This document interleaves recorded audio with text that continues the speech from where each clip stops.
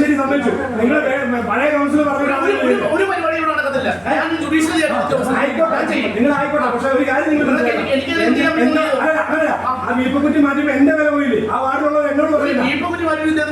അതായിരം ആ വീട്ടുകാരെന്നെ വിളിച്ചോ. എന്നോട് ആ വീട്ടുകാരെന്നെ പറഞ്ഞല്ലോ.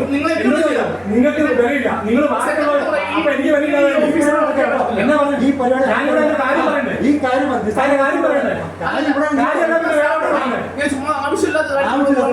ഞങ്ങൾ രാത്രിയിലും പകലും എടുത്ത് കുത്തിയിട്ട് ജോലി ഞാൻ ഒന്നും പറഞ്ഞോ? ഞങ്ങളോട് എന്തെങ്കിലും പറഞ്ഞോ? നിങ്ങളെന്തെങ്കിലും പറഞ്ഞോ? ഞാൻ പറഞ്ഞോ? ഞാൻ നിങ്ങളോട് ഒന്നും പറഞ്ഞോ? നിങ്ങൾ എന്തെങ്കിലും പറഞ്ഞോ?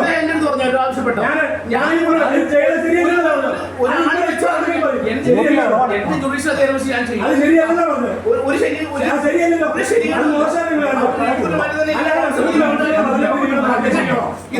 ഇവിടെ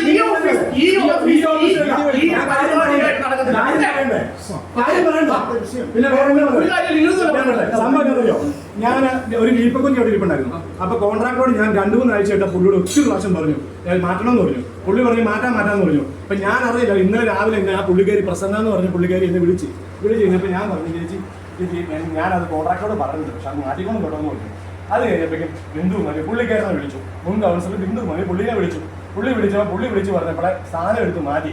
അപ്പോൾ അവൻ എന്നെ വിളിച്ച് എന്നെ പറഞ്ഞില്ല. എന്നോട് ചൂടായി പറഞ്ഞോ നിങ്ങൾക്ക് വിലയില്ല, ഞങ്ങൾ പറയുന്നവരോട് പറഞ്ഞിട്ടുണ്ടെന്ന് എന്നോട് പറയില്ല. അപ്പൊ എനിക്ക് പുള്ളിക്ക് എന്നോട് പറയാൻ പറ്റില്ല. ഇങ്ങനെ ബന്ധുവിനെ വിളിച്ചോണ്ട് പറയണ്ടേ? ഒരു മര്യാദ പിന്നെ പറയേണ്ടവരടുത്ത് തന്നെ പറഞ്ഞത്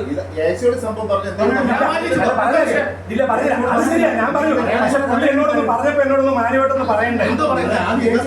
ഞാനവിടെ നാണം കെട്ട് പോയില്ലേ? നിങ്ങൾ പറ ശരിയാണ്. ആൾക്കാർ പറഞ്ഞു ശരിയാണോ? ഞാൻ പുള്ളിയോട് പറഞ്ഞപ്പോഴേക്കും അല്ല പുള്ളിയോട് ഞാനിത് കാര്യം പറയാൻ വേണ്ടി വന്നതോളൂ. ഞാൻ പുള്ളിയോട് പറഞ്ഞു അത് ശരിയല്ലെന്നാ പറഞ്ഞോളൂ.